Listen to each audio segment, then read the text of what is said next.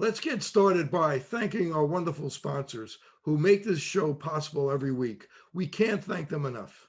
Age-related macular degeneration, or AMD, is the leading cause of adult vision loss in the US. It affects 1 in 14 over the age of 40. When caught early, there is time to take corrective action. Ask your eye doctor to test your dark adaptation speed using the Adapt DX Pro from Maculogics. With more screen usage and indoor time, myopia, also known as nearsightedness, is increasing and getting worse in children. Now, certified eye doctors can prescribe MiSight One Day, the first and only FDA-approved soft contact lens to slow myopia progression in age-appropriate children. Visit CooperVision.com to find a Brilliant Futures certified eye doctor near you. Hello and welcome to the Open Your Eyes podcast. I'm Dr. Kerry Gill, the host of the documentary Open Your Eyes. Please visit the film's website at openyoureyes2020.com, featuring interviews with more than 50 optometrists from around the country sharing information on eye care and eye disease. If you're new here and you like our interviews, press like, subscribe, share, and hit the bell to get notifications of great new interviews. Also, please leave comments.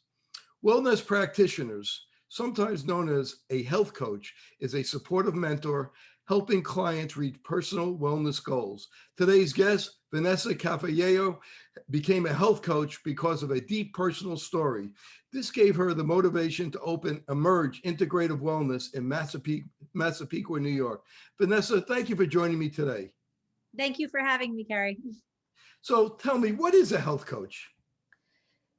I like to describe the difference between a health coach and maybe going to a therapist. Is the job of a coach is to help empower and then guide an individual into doing things to take control of their health, their wellness. A lot of times it gets mixed up with, going to a therapist or a psychiatrist, because one of the main root causes of a lot of the things that we face in our physical health is starting in our minds. So a coach isn't the person to necessarily go through your childhood and everything else to deconstruct psychological things, but to see what your patterns are that are keeping you in a place that is less than optimal, and then help you construct a path so you could take a proactive approach in getting yourself feeling better physically, mentally, and emotionally.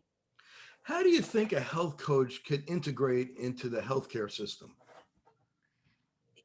I think our healthcare system, aside from being very symptom-based and here's a pill to fix this thing, the one thing that is missing that makes a big difference in our health outcomes is we don't empower our patients or our clients to take control of their own health.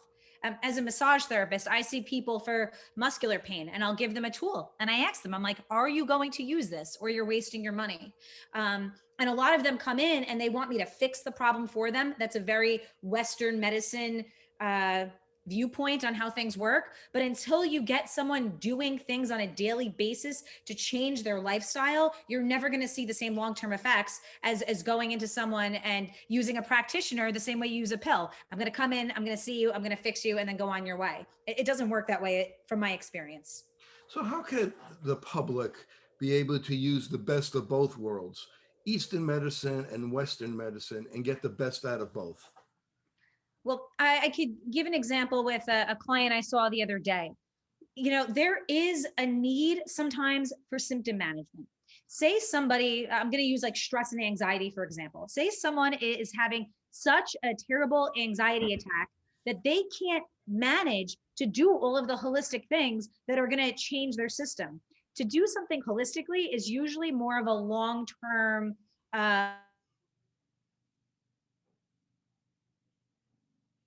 and it's going to affect your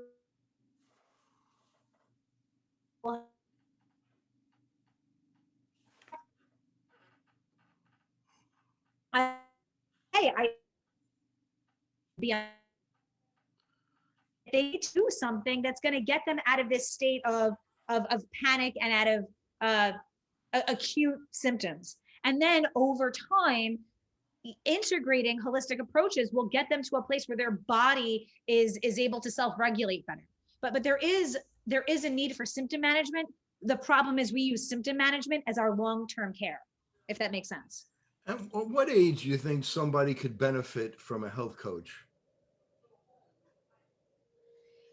In my opinion, if we change, this could be a whole other topic. If we changed our school system, it wouldn't be as much of an issue now. I think children don't learn rudimentary life skills in school, where it's like, how do you make a choice to eat something? How do you know if you're eating something because you are having a bad day and someone picked on you, or if it's something that your body really needs? So I think right now, in the state of the world that we're in, even younger children can use a little bit of guidance to make better choices. That said, I think the unlearning process is what takes more time. So adults need a coach to maybe unlearn some of the habits they've gone into. Over time, education can make us not need an individual coach as much. And then it might be depending on a situation if something really big comes up, if that makes sense. Yeah, and I see that like younger kids and more kids are starting to do things to help their health, like yoga.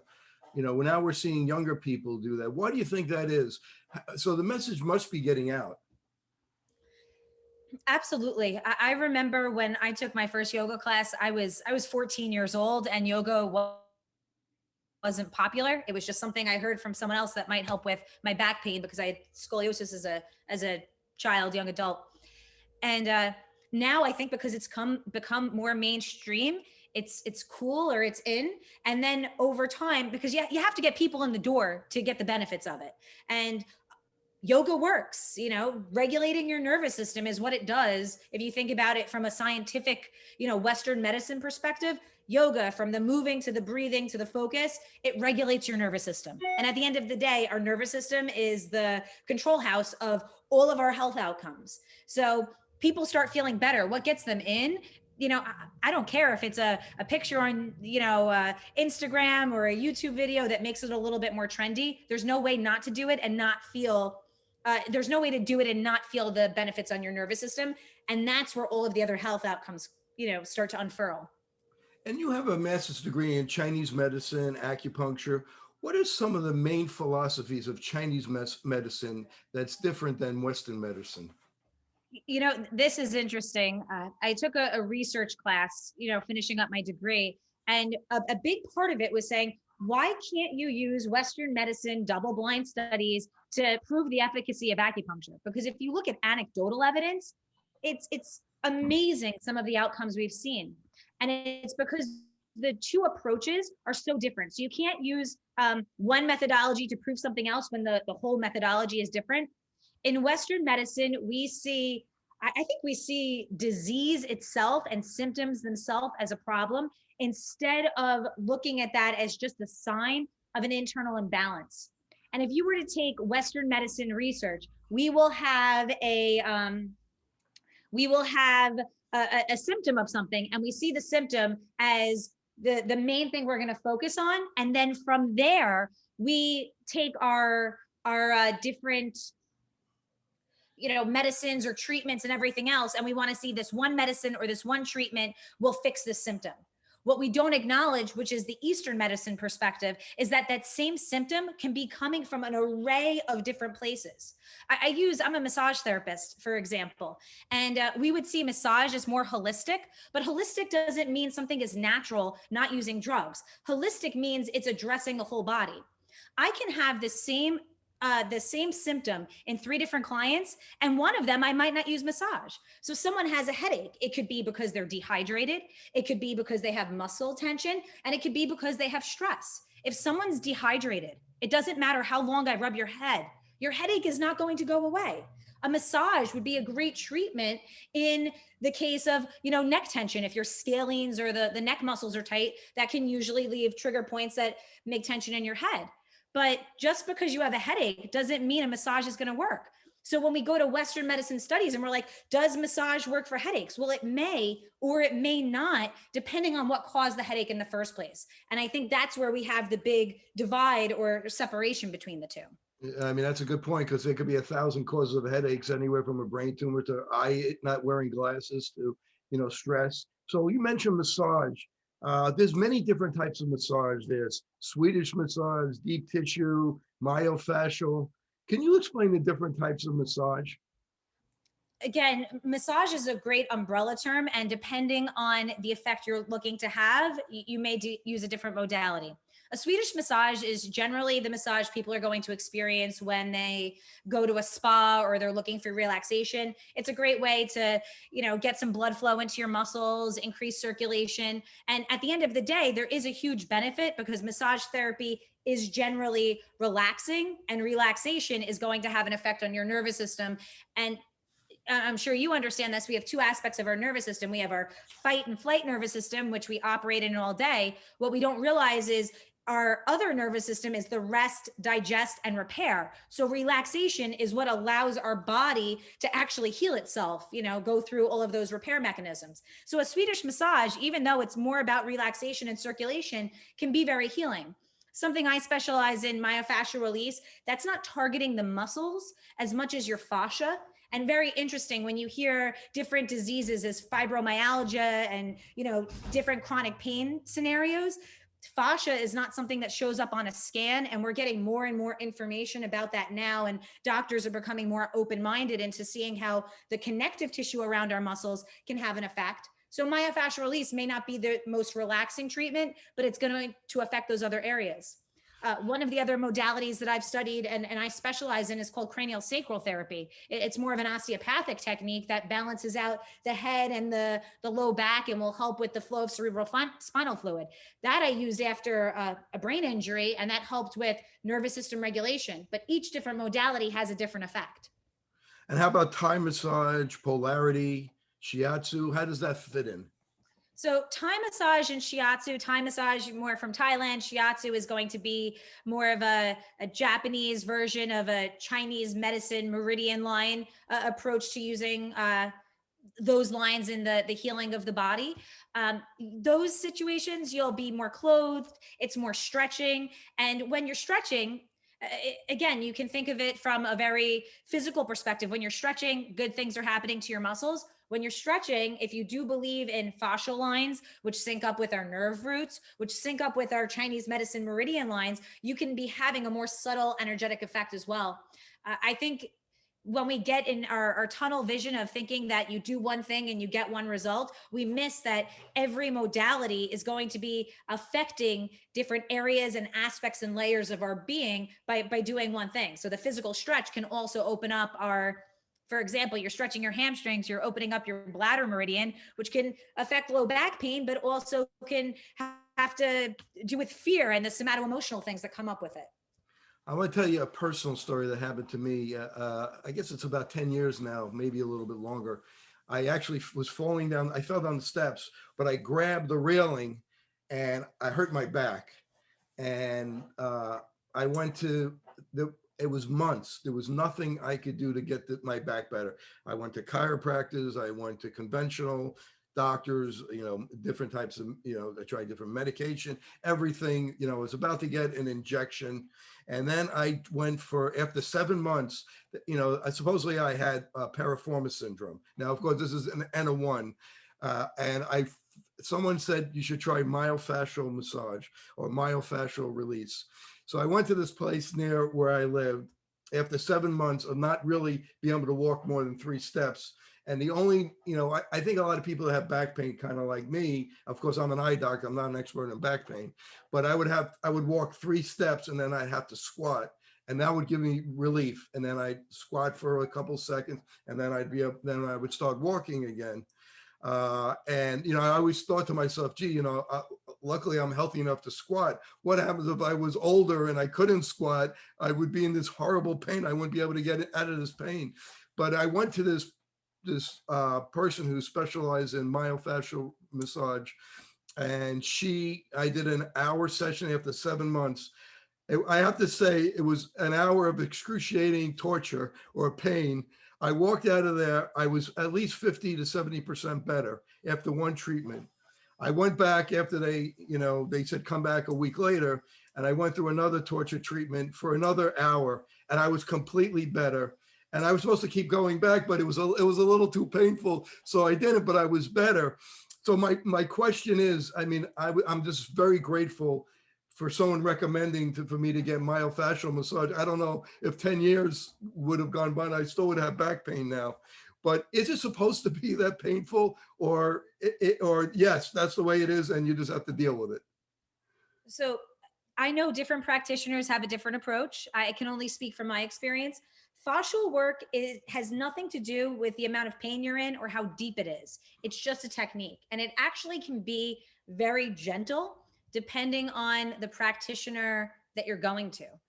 Uh, Sometimes, more pressure is what's really, really beneficial for somebody, depending on what's going on with their body. What I've seen is, when I first started doing massage therapy, I'm working as a massage therapist for 15 years almost. I used to think more is more. And over time, I've realized that at the end of the day, you're not opening someone's fascia with your hands. You're doing something to trigger a response to their nervous system. And when their nervous system calms down, the tissue is going to release. That's why I think you were mentioning before about, different people having pain in their body, and there's an emotional component to it as well. Our fascia, you ever hear the phrase that people will say that, like, there's the issues in your tissues? And I think that's a very rudimentary way of describing something, because your emotions are not actually stored in your connective tissue, but every piece of connective tissue in your body is hooked up to nerves, which are connected to your central nervous system. So sometimes it could be releasing something gently with like gentle touch that will allow your nervous system to say, hey, I'm safe and I can let go. Sometimes if you have a lot of scar tissue and if you have a lot of inflammation, even the most gentle pressure will be very painful, but it doesn't necessarily mean that it was the person beating you up and trying to like work out your tissue with their hands, because it's affecting the nervous system more than actually tearing apart the muscles or the connective tissue, if that makes sense. Yeah, I mean, regardless, I'm very grateful for what she was able to do for me. Can you explain a little bit more detail about cranial sacral, and for people that have had injuries and how that could be used? And is that something that's soft? Is that something that uses blocks? How do you do that? So I'll say I heard of cranial sacral therapy when I was in massage school. And after about 11 years ago, I incurred a brain injury, and a neurologist told me that I would have a learning disability and a speech delay for the rest of my life. So I really didn't want to hear his solution as to how to cope with that. I was like, Western medicine at that point in time wasn't working for me. I want to find another solution. So I found a cranial sacral therapist, and this technique is actually rooted in osteopathic medicine. So I know if someone becomes a DO instead of an MD, working with the bones and getting the structure of the body is part of that education. So basically, the condensed version of what's happening is you have your occiput, which is the smallest, it's the lowest bone at the base of your skull. We think of our skull as one bone, but it's actually a lot of bones fused together. And then you have your sacrum, which is the furthest bone down at the base of your spine. And what surrounds your cranium or your skull and your spinal cord and your sacrum is connective tissue known as the dura mater. Inside of that connective tissue is cerebral spinal fluid. When we have trauma, it will not only create restrictions in the bones, like you go to a chiropractor, you crack your back, you hear it's like a high velocity adjustment and there's a bigger thing happening and then you feel better. But we don't necessarily have that much movement in our skull. That doesn't mean that our bones can't be misaligned. And when there's a misalignment in our bones or there's trauma in a different area, the cerebral spinal fluid does not flow correctly. I'll tell you, when I was going, this is one of those things, when I was going for sessions, I would barely feel the practitioner doing stuff, because they say it's about 5 grams of pressure that you use. Because if you think about a fluid system, it's hydraulic. If you press too hard, nothing's going to flow. So it's ways of using different pressure on the bones of your skull to open up space between the temporal bones or the occipital or the frontal bone. And it felt like nothing was going on. But I'll tell you, in a few months, I was going for sessions 3 times a week. I was walking in a straight line again because I had some, vestibular issues. It took me about a year to learn how to read again, but this was something that the neurologist said would be impossible. And I would go for sessions and I would feel that I had more mental clarity after it. So that's all anecdotal evidence, but because of that, it's something that I have gotten into myself. And I treat a lot of patients with post-concussion and migraines and head trauma. And I can't say the be all end all that this is the cure, but anecdotally, I've seen a lot of symptom relief and positive effects with the patients that I see. So go into a little bit more detail about what happened to you and why you got into this type of work.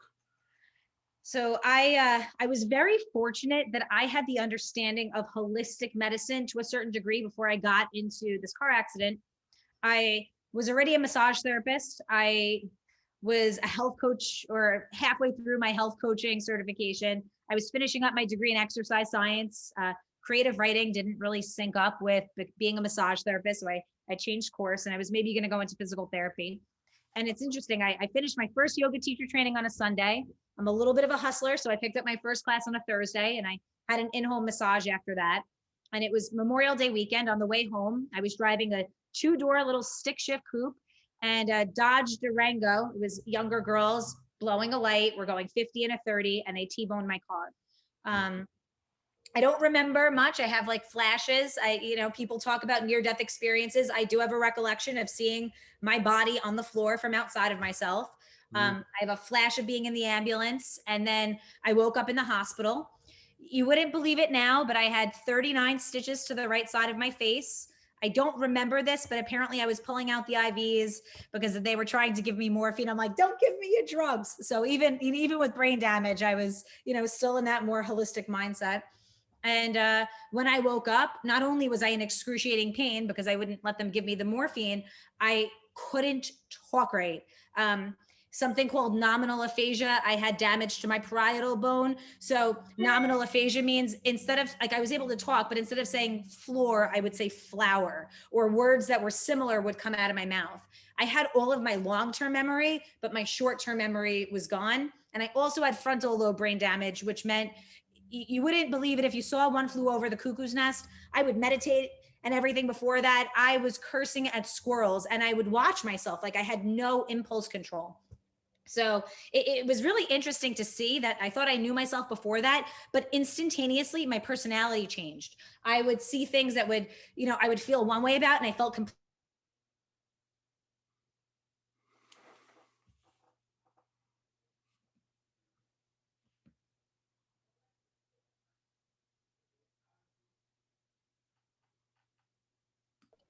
which is the center of your brain, which had to do a lot with, balancing left and right. I went to a neurologist. He was a little condescending to me, probably because I sounded like a crazy person, and he didn't understand that I actually, as a massage therapist, you have to take neurology. So I understood. I had a rudimentary understanding of what he was talking about. And I was like, but can I get better? What do I have to do? And he just told me at the time, this was 11 years ago, he's like, brain cells don't grow back. You have to learn how to cope. And I did not like that answer. I had frontal lobe brain damage. I let out a few expletives, and then I did everything against medical advice. I got cranial sacral therapy 3 times a week for the better part of a year. I got lots of massage. I took omegas. I did everything natural. I tell people they don't want to hear it. I used essential oils on my face. You can't tell that I have scars at this point. And I also, the big thing for me was I signed up for a 10-day silent meditation retreat. So because of all the cerebral hemorrhaging, they said that yoga, exercise, I was finishing my degree in exercise science, all of that might give me an aneurysm because I had so much bleeding on my brain. So I basically was forced to be sedentary. And my ego at the time was like, I'm going to be the best sitter ever if that's what I can do. And in the course of this 10-day silent meditation retreat, the real take home for me was, sitting is not comfortable. It isn't. People go to yoga classes to be able to sit comfortably because it'll, induce back pain. But what was amazing when you're sitting for a long period of time and you are told not to move, and I'm an overachiever, so I didn't move, I'd see excruciating pain in my back. And then after like 45 minutes of focusing on it, it would go away. And then I'd have a pain in my shoulder. Then the pain in my shoulder would go away, and I'd have this moment of pleasure wash over me that only lasted for a second. And then I had eye pain, and then I had another thought. But doing nothing for an extended period of time, I was able to see how pain in my body would move, which gave me a firsthand account of, wow, this must be mental to some degree because I'm not doing anything and my experience is shifting. And for me, after that, I was like, it gave me such a great understanding of how the mind works, because pain at the end of the day is coming from our nervous system, and we try to treat our physical body, but we don't really make the focus our nervous system. If I could sit down for 10 hours and then by the end of it, I was in less pain after 10 hours of doing nothing than I was after doing all the yoga classes and everything else, because I started after a while of realizing that I'm actually creating my experience. And that was my experience. And then, after you defy what the doctors say, I just felt really inclined. I'm like, this is my life's work. I have to share that there's another way for other people. If you hear that there's no solution, I found out that there was for me. And because the mind is so powerful, I can't imagine how many people hear that there's no solution, they believe it, and then they become it because that is the input that they're putting into their nervous system. Now, well, what a story that is. How long did it take you, do you think, to kind of get back to yourself? It's funny. I tell people the first book I read after the accident I was in was My Stroke of Insight. I don't know if you read about it, but it was a neurologist who saw herself having a stroke, and she wrote about it after.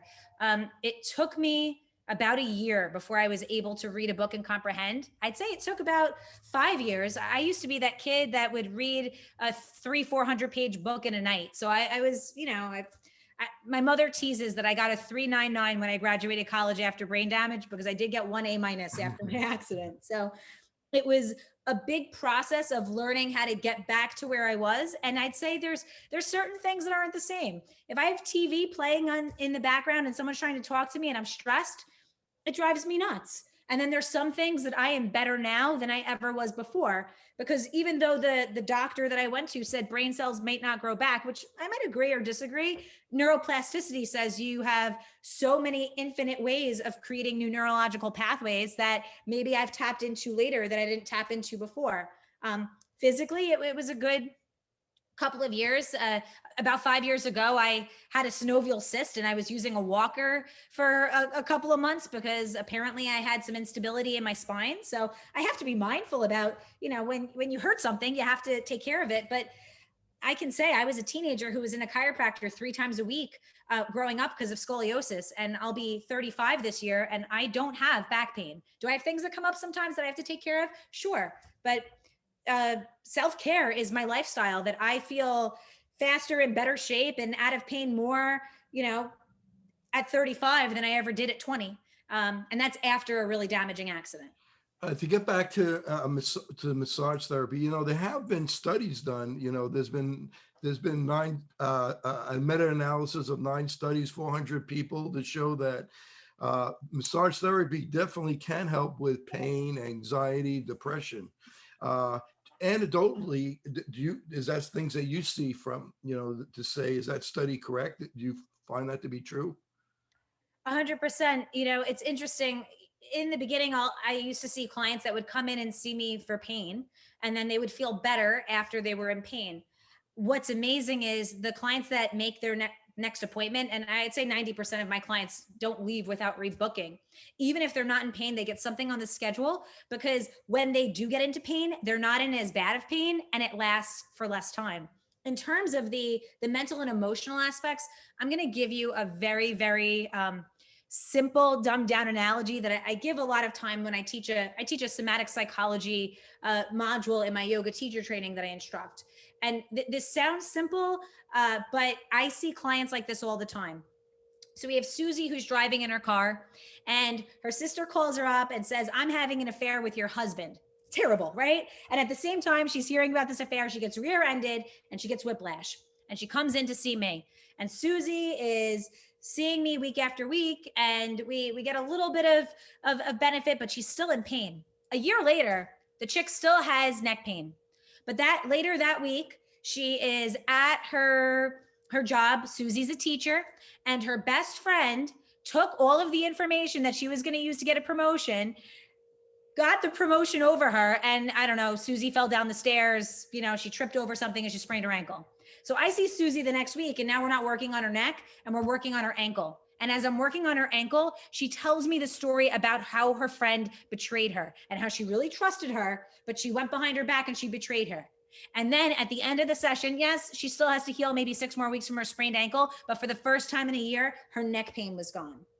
And I cannot begin to tell you how many clients I see, not even for pain physically, but for somato-emotional things. I have a hypnotist and a therapist that send me some of their patients all the time, because it was when she tapped into the nervous system integration that our nervous system, again, our nerves are connected to our fascia, that said at that time of her accident, even though she did get whiplash, it was a physical thing. It wasn't make believe.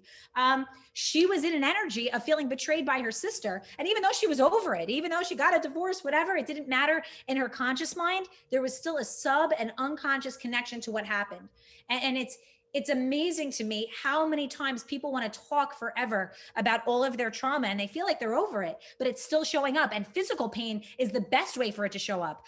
What about the diseases that maybe you don't feel physically, but end up being cancer and arthritis and everything else in your body? Because at the end of the day, our nervous system is what maintains homeostasis or balance. And I'm not saying it's a one-to-one correlation here, but it's been phenomenal to me to see how many people will have that experience. This, the Society for Integrative Oncology has recommended that cancer patients have massage. Do you see many cancer patients that come in for massage, and does that help them get through some of the treatment that they're going through? So I would say I've seen cancer patients before. It's not necessarily what I'm doing all the time. It depends on the other ways that they are approaching their cancer. So if someone is going through chemotherapy, I would not recommend a Swedish massage, because the point of a Swedish massage is to increase circulation. And chemotherapy, especially if it's targeted, you don't necessarily want all of that poison. I mean, it's poisoning the cancer, is what people say, streaming throughout your body. However, there are ways, like you were talking about with myofascial release or cranial sacral therapy. It's going to be relaxing. I'm going to target your nervous system, but I'm not necessarily increasing circulation in a musculoskeletal type way. Even doing modalities that are more energy work based is a way of promoting deep relaxation without doing something that is going to increase circulation. Now, if someone's not going for chemotherapy and they're doing a different approach, or they have a different way of targeting their cancer, and it's not something that's going to be a contraindication to increase circulation, then I would say a Swedish massage might be great. But it depends on the person and how they're approaching their treatment. Let's switch to flow therapy. Excuse me, flow therapy. So I know you have flow therapy in your facility. It was actually developed back in the 50s. This isn't something that's new. Explain what flow therapy is and how it could be beneficial. So flow therapy is creating basically a sensory deprivation chamber to the nth degree. Not only is it completely dark and completely silent in there, the water is heated to exact skin temperature. We're 98.6 degrees, give or take, inside. Our skin, excuse me, is about 94, 95 degrees. So we heat the water to the exact temperature of your skin. And then it's 1,000 pounds of Epsom salts inside of the pod. So you are literally floating on the water. What that does is it takes out sound, it takes out light, it takes out even the pressure on your joints. And that allows for a complete restricted environment where you're not getting the input of any of your senses on your nervous system. We could talk about the benefits of Epsom salts. You know, it's funny. I remember taking a pharmacology class when I was in school for acupuncture, and we're learning about all these drugs. And our teacher's like, you know, the dentist tells you to rinse with salt water because salt basically kills everything. So it is very just sanitary and detoxifying salt, you know, more so. So that's cleansing as it is. I would say from a musculoskeletal standpoint, we have gravity working on us all the time. You know, why does your low back go out when you get older? It's because it's the lowest part of your spine and gravity is pressing on those joints. You know, that's why we have the anti-gravity here. We go upside down, that takes pressure off your spine. Beats will also take that spine. But then to me, it all comes back to the nervous system. When you don't have sound, when you don't have light, when you don't have pressure on your joints, it allows you to get into what they call true rest, where the nervous system, the parasympathetic nervous system, that rest, digest, repair, really gets to help heal other parts of your body. It's incredible. There's been some studies that show that it improves sleep and helps athletes recover by doing flow therapy. How long do people usually go in there for? I know some float centers you could go in for up to 2 hours. I'm in New York and I can barely get people to sit still for 30 minutes. So we do our sessions for an hour. I usually encourage people to do a 3-pack though. I use my mother, for example. The first time she floated, we had an intercom and she calls up. She's like, how long have I been in this thing? And we're like, it's 15 minutes. By the third time she floated, she fell asleep because she's not used to. She's a New York Sicilian woman who's, you know, used to being around and talking all the time. So she wasn't used to being calm, and that really made her see all of the thoughts in her mind. But with more time, she was able to calm down, and really get the benefits of it. And she said it's been great for pain. Um, I could say anecdotally, my mom's cousin is someone, and again, I can't say this isn't a double blind study, but this is anecdotally what happened. She's had 3 spine surgeries. She has lupus. She has rheumatoid arthritis. She was cut off from her pain doctors who were like, there's nothing else we could do. This is a woman who took more Dilaudid a day, not because she was on heroin, but because she was in severe chronic pain. This was like palliative treatment. The first time she came to float, my mother's like, is there anything we could try? I'm like, well, let's just try a different approach. The first time she came to float, she was here with a walker. Her husband had to get her in and out of the float because she physically couldn't step over the float on her own. This is about 2 years later. She now doesn't even use a cane, and she walks here. She drives here by herself. And this is someone that the Western medicine doctor said, there is nothing else we can do for you to get you out of pain. She gets a massage once a week. She floats 2 to 3 times a week, and is not only not using a walker with a hunchback anymore, she's able to literally drive here again. And this is a woman in her 70s that was saying, if she wasn't so religious, she's like, I was contemplating ending my life because every day was such severe pain. There was no quality of life anymore. And I'm not going to like go and say like float therapy heals everybody. I'm one of those people, when it's your time to go, it's your time to go. But I have seen what people would say is a miracle right in front of my eyes with holistic treatments with no side effects. And there has been studies to show that flow therapy does decrease stress, muscle tension, depression. So there have been some studies to show that it has been effective. What before you float, what are some of the things that you need to know that you want to try to avoid? Is it caffeine or eating? What do you have to know before you do it? Well, it comes down to the nervous system again. It's the rest, digest, and repair. So if you're digesting food, you're not going to be using the energy for healing, and you want to optimize it. So you don't want to be hungry where you're starving the whole time, but I wouldn't eat for maybe 2 hours before. So your body is in that space where all of the energy can be going to repairing. I wouldn't have caffeine. I wouldn't go in using any other stimulants or anything that's going to affect your nervous system. I wouldn't shave your legs because it is 1,000 pounds of salt. And I've done that before, even just cleaning it. I'm like, oh, wow. So if you shave your legs, it's going to burn. It's not going to be too relaxing. And it is a float thing, and there's a lot of salt. So if you're a woman and you just dyed your hair, I would wait until there's no more hair dye because it's going to strip it. Other than that, if it's something that's approved by your doctor, I know that, in kidney failure or kidney diseases, sometimes there might be a contraindication. It depends on the person and the scenario. I would just, get it clear with your doctor. But I've even had pregnant women float and say, that was amazing to take some pressure off my low back. So it's all about the relationship they have with their doctor and if there's any contraindications, but it's very accessible to a lot of people. So I guess it's okay for pregnant women if it's okay by their doctor. I understood there's like some kind of bonding between the baby and the mother when they're floating. It's almost like they're in a similar, they're kind of in a similar situation. You think the baby's floating around in the amniotic sac, or the fluid in the uterus, so the mother's floating at the same time, and that's probably creating a resonance to some degree. So let's talk about sauna, infrared sauna. Tell me the difference between infrared sauna and traditional sauna.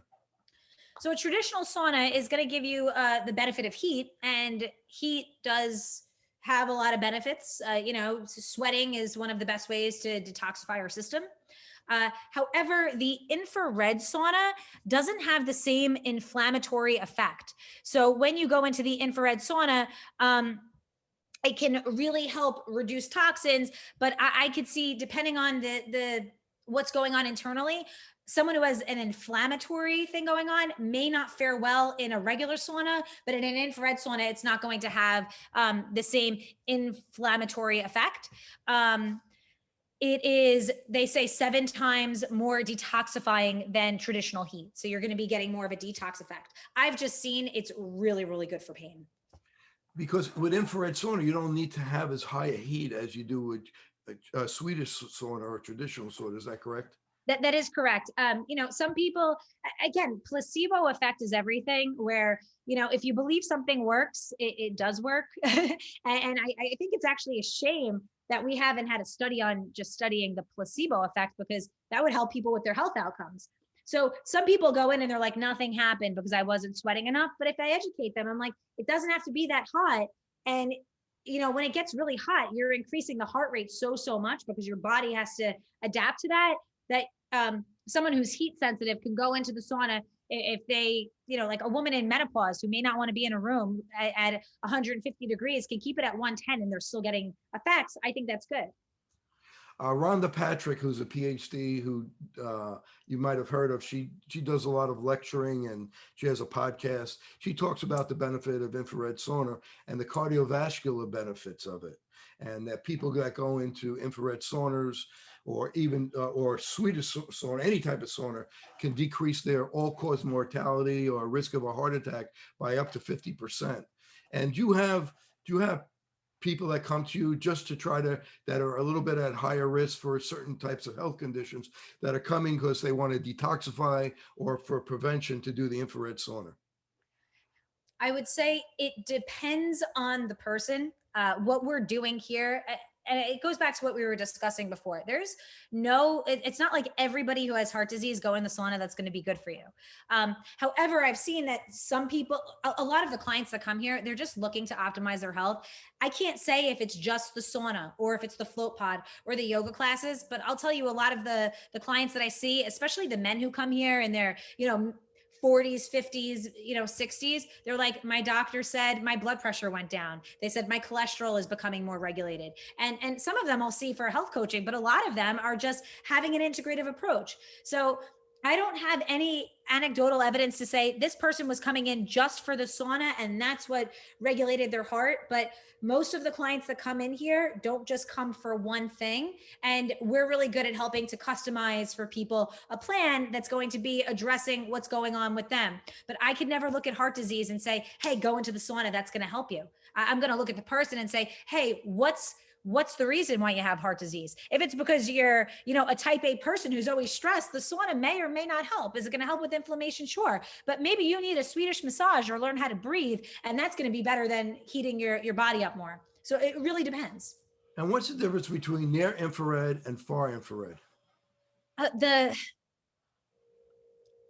far infrared is, from what I've heard, is going to create more ions and stuff like this. I've seen anecdotally, I cannot give you as the doctor the actual scientific basis, but I know with far infrared heat, it does create an ionic therapy as it flows through. And if you think about it in that sense, I mean, they say, cancer, for example, this is just my understanding of cancer. We think of cancer as the problem, but cancer, it grows in an environment that it likes to grow in.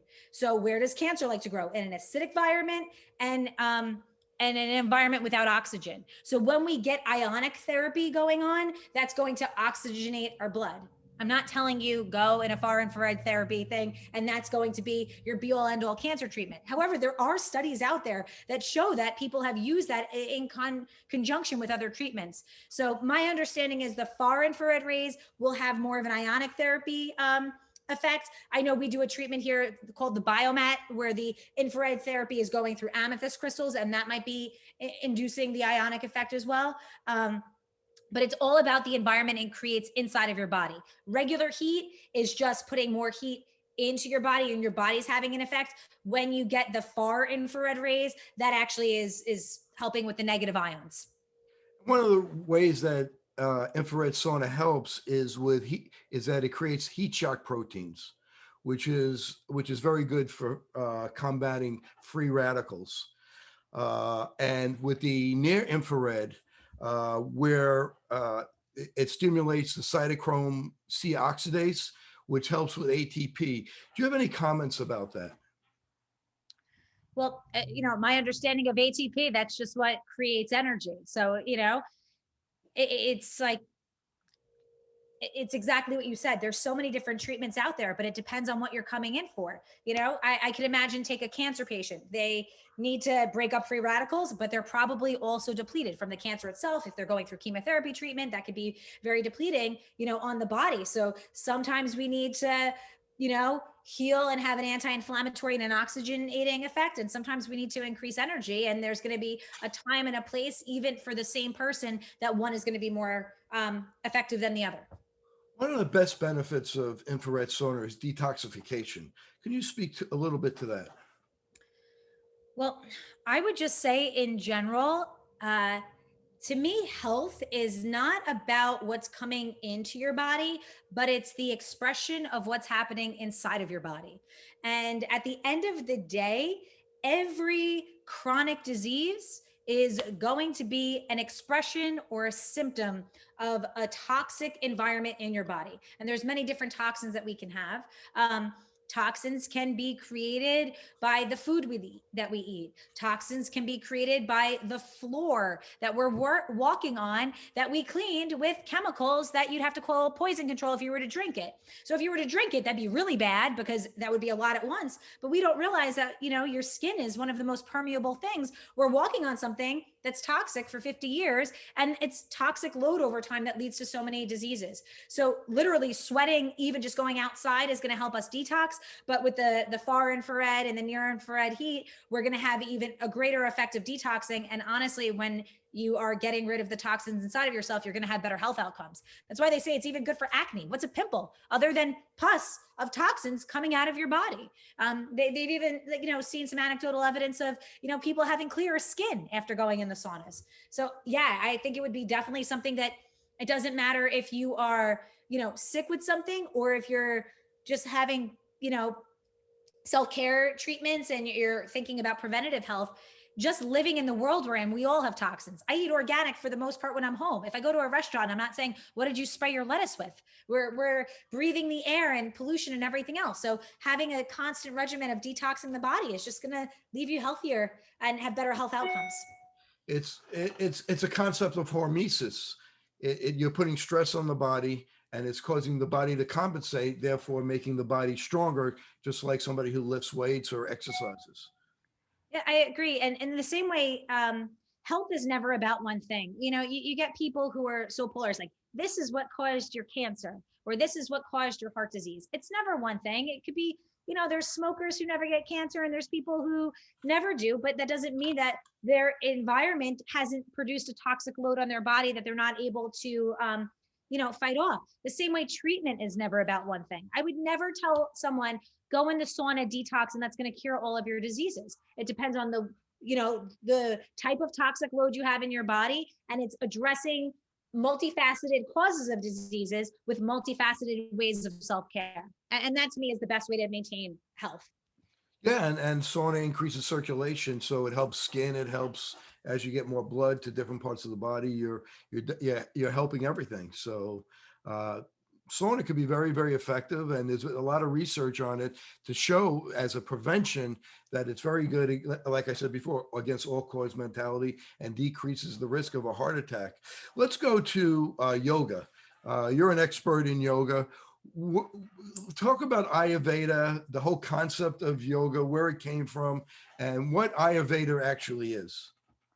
So Ayurveda is basically the ancient science of preventative healthcare developed by Indian sages thousands of years before modern medicine. I did one training that was based in a little bit of Ayurveda, but that hasn't been my study as much. However, going to school for Chinese medicine, it's like in Ayurveda, we call it marma points. In Chinese medicine, we call it meridians. And you'll see that there's so much of a crossover. I would say in general, looking at Ayurveda, and I'm going to put that in the bracket of Eastern medicine, even though Ayurveda is different than traditional Chinese medicine, their approach is similar. They look at the body as a vessel to maintain homeostasis. And the focus is put on preventative healthcare more so than treating just symptoms. Yoga, if you think about yoga traditionally, I think it's become very mainstream now. Yoga traditionally, there was maybe a few postures. They were all seated, and it was not an exercise. It was really just a way of preparing the body to sit comfortably, to watch the fluctuations of the mind. And I think in ancient times, before all of the Wi-Fi and the extra stimulation that we have as individuals, that was very effective. because people weren't so inundated with so much stimulation. Now, in today's society, I don't think that most people who come in for a meditation practice, it's the most effective thing because we're so overstimulated. It's the same reason my mother went into the flow pod and the first time barely made it for 15 minutes without feeling like she's going crazy, because the juxtaposition of her current life and where we were putting her in that flow pod was too extreme for her body to adapt right away. So when we have yoga classes with movement, even if it's an upbeat physical exercise class with music, I wouldn't call that traditional yoga, but I would think that's a great preparation for a lot of people. It moves their body. It's a way of sweating out stress. If you're focusing on a song instead of focusing on the 45 things on your to-do list and the things that you're reading on social media or the news and the state of the world, that's going to actually bridge you into a place where you could eventually get calm. At the end of the day, I mean, I'm sure you've heard of a breatharian before. There's people who never eat. They sit and they somehow live, and that to me says that our nervous system is powerful. Am I that advanced? If I were to sit and not eat, I wouldn't die. I'd probably kill everybody around me with how much nagging I would do, because I'm not that practiced yet. But it does tell us that our nervous system is that powerful, where it can provide healing effects. What I see is the problem in the way that we approach health nowadays goes back to that Ayurvedic perspective. In Ayurveda, we have the doshas.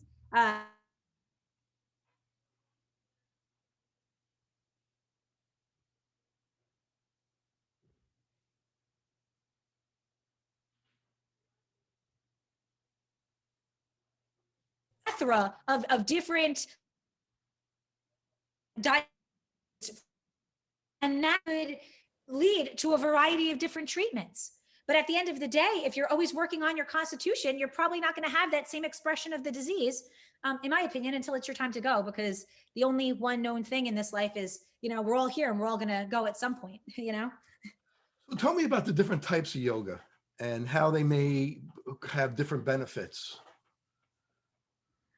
So yoga is, if you really want to get into yoga is not something that you do. It's a state of being that you exist in. And that state of being in layman's terms would be the union. Yoga comes from the root word yuj, which means to yoke or unite. It's the union of the mind, body, and spirit. What I don't like when people talk about a mind, body, spirit connection, because it implies that they're three separate things. And I think for us, it's a mind, body, spirit reintegration, because we've gone through our lives to feel like those are separate aspects of ourselves, but they're not. In terms of the physical practice, you have so many different styles. People will call a class a vinyasa class. Vinyasa is it simply means the linking of your breath with movement in your body.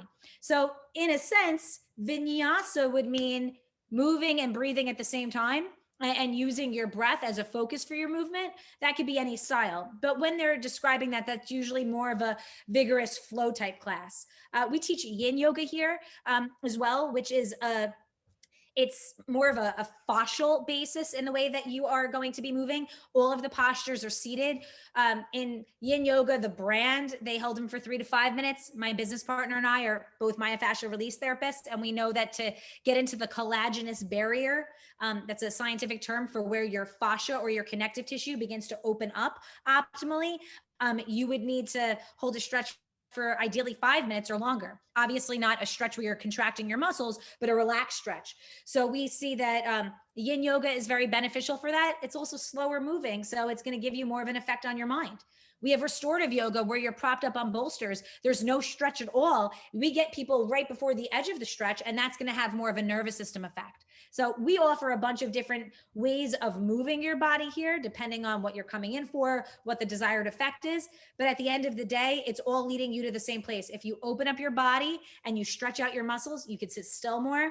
And that gives you a focal point to focus the mind, because our breath is the one physical thing that we can control that bridges to our nervous system. So when we move while we're breathing, which is the foundation for any yoga practice, we are actually going to trigger a nervous system response better than going into any other exercise regimen without making the focus on breath igniting the movement.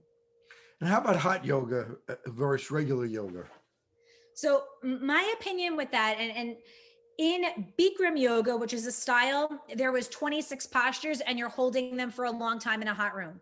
I can understand that there's a big detoxifying effect to doing that, because there's so many benefits to being in heat and you're holding the postures for a long time. So if you don't overdo it, I don't think you're going to necessarily pull a muscle or anything like that.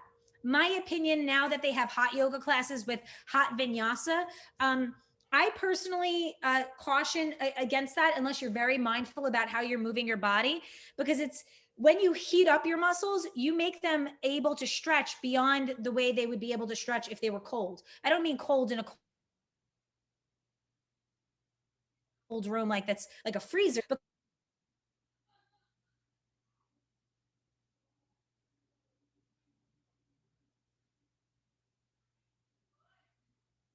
go to have more of a fascial effect. When you stretch in a hot room, it's going to open up your muscles and be more detoxifying. But if you want to have long-term effects in like your flexibility, stretching in a room that's not heated will be better. And then go sit in the sauna after for detox. That's my personal opinion. I also know people that have gone to hot vinyasa classes and said it saved their lives. And I think that's great, because no one approach works for everyone. However, if you are moving vigorously in a hot room, you need to caution that you won't overstretch. And about this, the latest data I saw in 2017 data is about 14% of the population is doing yoga. So it's something that's very popular, and the studies have been good. I mean, it shows that it decreases cortisol after about 3 months, it decreases inflammatory cytokines, decreases inflammation. So there's a lot of benefits from yoga. Absolutely, absolutely. And if you think about just disease in general, it's even accepted in Western medicine at this point that stress is correlated with 99% of disease. And what does stress cause other than inflammation? Which I think even more so than stress is the cause of disease. To me, inflammation in some way is the cause of all disease. And we can affect inflammation with what we eat. We can affect inflammation with what we, you know, put on our bodies, even topically, so on and so forth. We can affect inflammation with what we're, taking in our environment. We can affect inflammation with how we think, because if how we think and our nervous system is going to increase cortisol in our body because we're in that fight or flight response, then we will, therefore be affecting inflammation, which we see as a physical thing, but it can be something that's triggered mentally and emotionally. So I want to finish with acupuncture. Obviously, you love acupuncture. You got a degree in it.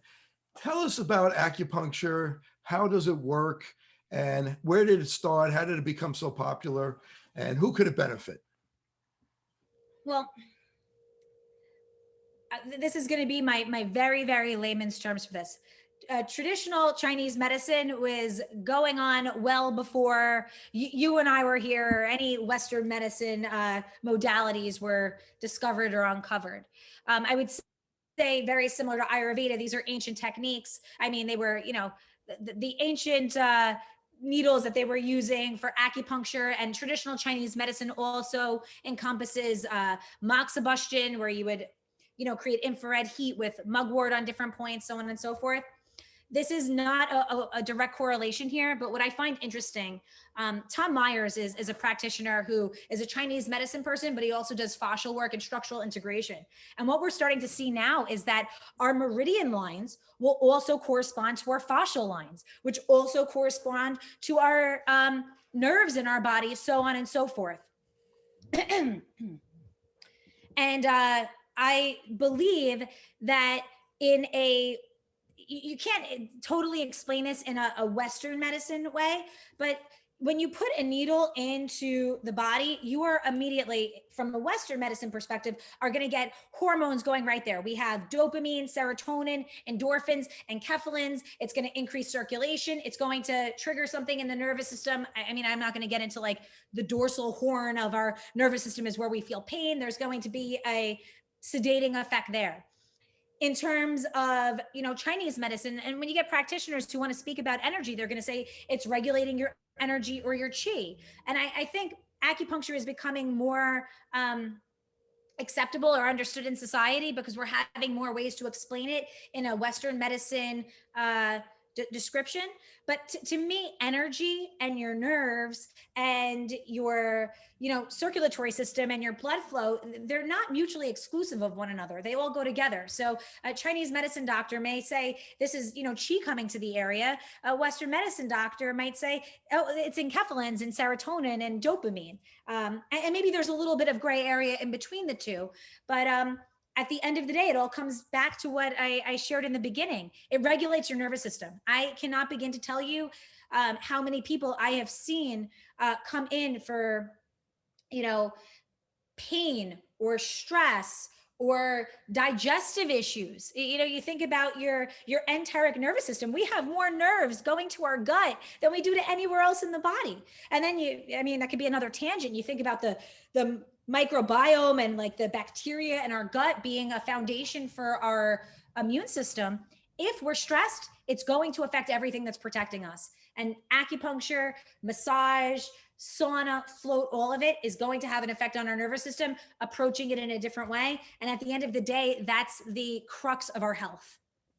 I think acupuncture is becoming more accepted by conventional medicine because some conventional medical doctors are doing acupuncture. And I think it's actually covered. I'm not 100% sure. You might be able to tell me, but I think some insurance companies actually cover it. I think they actually just recently had even Medicare for senior citizens will cover up to 10 treatments for back pain. A lot of insurance companies are starting to allow acupuncture as a treatment. It's becoming more mainstream because we're seeing that it is working. I can say but again, too, it's never about one thing. What I think gives me leverage as someone who just graduated school for Chinese medicine, is working as a body worker. I can't tell you how many people I've seen that have been said, my doctor said I had to go for surgery. And then I was like, all right, well, let's see if we can try this. It's not just one needle does the trick. It's not that one massage does the trick, but it's finding out what caused the dysfunction in the first place and how can we address it from the most comprehensive way. And then the coaching pieces, and then encourage people for the other, 8 days. I think there's 8 days in a week. For the other 6 days in the week that they're not coming in for treatment, what are they doing? Because at the end of the day, at least musculoskeletal, most injuries are repetitive strain. It's how you're sitting. It's how you're breathing. It's like, why are you like this all day? And it might not be because your job makes you go like this. Maybe you're just sitting this way because you're stressed. And I could give you something to listen to that's going to calm you down. And then all of a sudden, you don't have to go for shoulder surgery because you're not holding your arm too tight anymore. Time and a place. There are times that I'm like, oh, well, you just got into an accident and you broke your leg. You need to go get that reset. But a lot of times when it comes to chronic injuries, it's not something that you need to get fixed as much as you need to change your behavior and regulate the nervous system to get people to stop doing what's harming themselves. Well, I want to thank Vanessa for enlightening my audience and enlightening myself to some different types of treatments and therapies that could help us. Vanessa, if people want to find out more about you, how can they do that? If you go online, we just changed the name of the facility to Emerge Integrative Wellness. You might see us as Emerge Yoga and Wellness, still on the internet. Our number is 516-781-1078, or you could email us at info@emergeYW.com. Y is in yoga, W is in wellness.com. And we're happy to help in any way we can. Thank you so much for having me. Well, thank you for being here. You're just a wealth of knowledge and you have great energy. And I love this interview. And thank you for speaking with my audience. This is Dr. Kerry Gelb for Open Your Eyes. Until next time, thank you. Fitting multifocal contact lenses presents a big opportunity to meet patient needs while growing your practice. Alcon is your partner not only with our innovative portfolio, but through e-learning. Learn to enhance your multifocal strategy today with the Alcon Experience Academy. Since I bought Safe For You, my dad makes me clean his boat. Es natural y es un buen producto. Every time I go back to school, my mom always makes sure that I have my Safe For You products. I bring extra, and my roommates certainly don't mind. It's a good thing I had Safe For You to clean up after this little guy. When my hands get dry, I like to wash them with Safe For You.